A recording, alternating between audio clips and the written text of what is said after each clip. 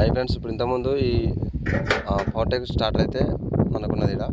అయితే ఇప్పుడు ఇంతకుముందు రైతన్న చెప్పిన విషయం ఏంటంటే, మనం స్విచ్ వేస్తేనే స్టార్ట్ ఎత్తుకోవాలి. అయితే ఏమవుతుందంటే వేసినాక ఎత్తుకుంటుంది, మళ్ళీ బంద్ చేస్తే బంద్ కావట్లేదు, స్టార్టర్ అనేది టక కొట్టుకుంటుందని చెప్పగానే ఏం చేసిన, ఫస్ట్ ఆఫ్ ఆల్ ఆటోమేటిక్ అయితే తీసేసినాక మనం ఎందుకు మోటార్ అట్లా కొట్టుకుంటుందని మళ్ళీ నేను స్టార్టర్ని డైరెక్ట్ కనెక్షన్ ఇచ్చి ఇట్లా మనం ఎప్పుడైనా సరే ఇట్లా ఈ మనం రైట్ సైడ్ బటన్ వస్తూనే స్టార్టర్ అనేది ఎత్తుకోవాలి.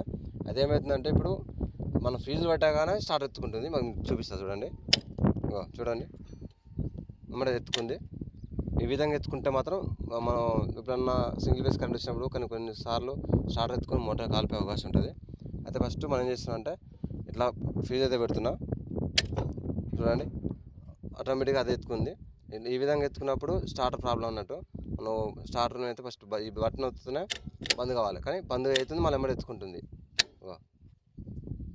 బంద్ అయింది, ఇప్పుడు ఎత్తుకొని ఉంది. ఇప్పుడు బటన్ పెట్టింది, నేను బటన్ పెడుతున్నా, ఆటోమేటిక్గా అది ఎత్తుకుంటుంది. మనం ఎప్పుడైనా సరే ఈ బటన్ వస్తూనే ఎత్తుకోవాలి. అయితే ఇప్పుడు మనం మోటార్ కూడా ఈ స్టార్టర్ బంద్ చేసి ఇప్పుడు దాని ఫాల్ట్ అనేది చూద్దాం.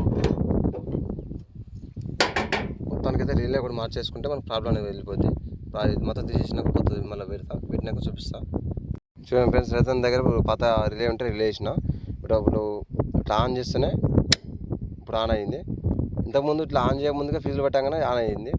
ఇట్లా బంద్ చేస్తే బంద్ కావాలి. ఇట్లా ఉన్నప్పుడు ఎప్పుడైనా సరే స్టార్టర్ పర్ఫెక్ట్ ఉంటుంది, మోటార్ కాలకుండా కరెక్ట్ నడుస్తుంది అన్నట్టు.